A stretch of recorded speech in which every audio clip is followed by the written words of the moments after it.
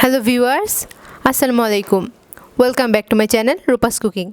আশা করি আপনারা সবাই অনেক ভালো আছেন। আজকে আমি আরেকটি চিকেনের রেসিপি নিয়ে এসেছি। আজকে আমি আপনাদের স্টেক তৈরি করে দেখাবো। খুবই সিম্পল অ্যান্ড সহজ এই রেসিপিটা। তো চলুন রেসিপিটি দেখে নেওয়া যাক।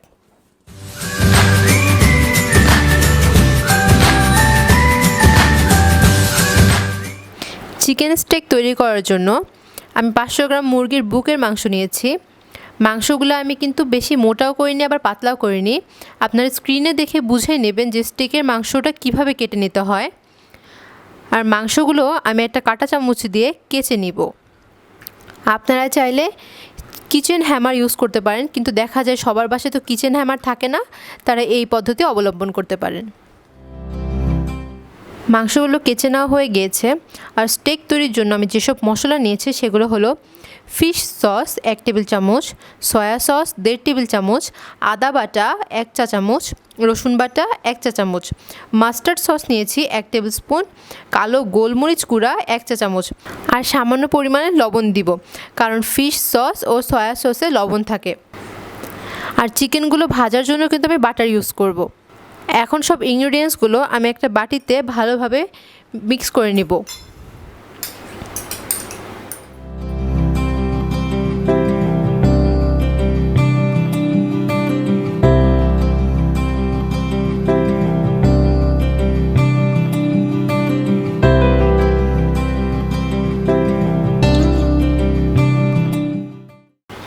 এখন সব কিছু ভালোভাবে মিক্স করে নেব।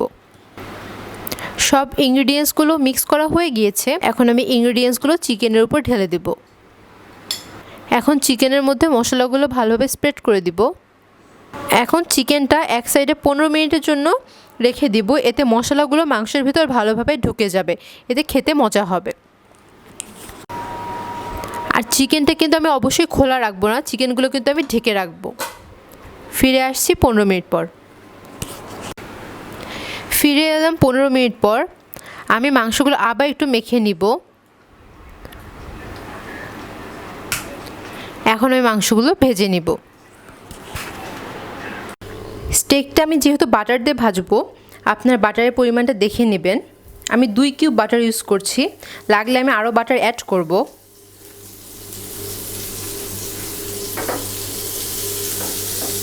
চুলার আঁচটা একদম লোতে রেখে আমি বাটারগুলো মেল্ট করে নেব। বাটারটা পুরোপুরি মেল্ট হয়ে গিয়েছে। এখন আমি চিকেন স্টেকগুলো দিয়ে দিব। পর্যায়ে কিন্তু চুলার আঁচটা মিডিয়াম টু হাইয়ে থাকবে।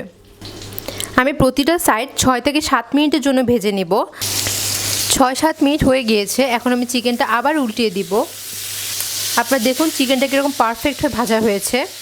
এখন এই সাইডটাও আমি 6 থেকে 7 মিনিটের জন্য ভেজে নেব।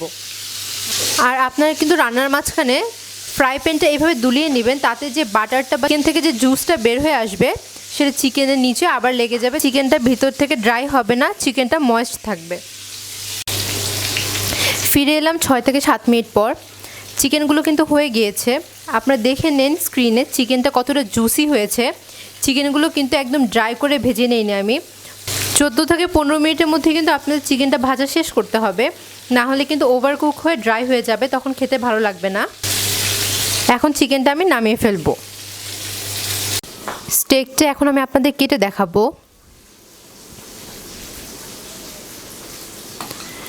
দেখেন ভিতরে কিন্তু সাদা হয়ে আছে, কোনো রকম পিঙ্ক কালার নেই, তার মানে স্টেকটা পুরোপুরিভাবে কুক হয়েছে। আর আপনারা কিন্তু স্টেকটা রান্না করার সময় অবশ্যই টাইমিংটা খেয়াল রাখবেন। আর আপনারা স্ক্রিনে দেখতেই পাচ্ছেন যে আমার স্টেকটা কিন্তু একদম ড্রাই হয়ে যায়নি, অনেকটাই জুসি আছে। আশা করি আমার রেসিপিটা আপনাদের সবার অনেক ভালো লেগেছে। রেসিপিটি ভালো লেগে থাকলে please like, comment, share and subscribe করবেন। আর নতুন নতুন রেসিপির জন্য পাশে থাকা বেল আইকনটাতে প্রেস করবেন। আল্লাহ হাফেজ।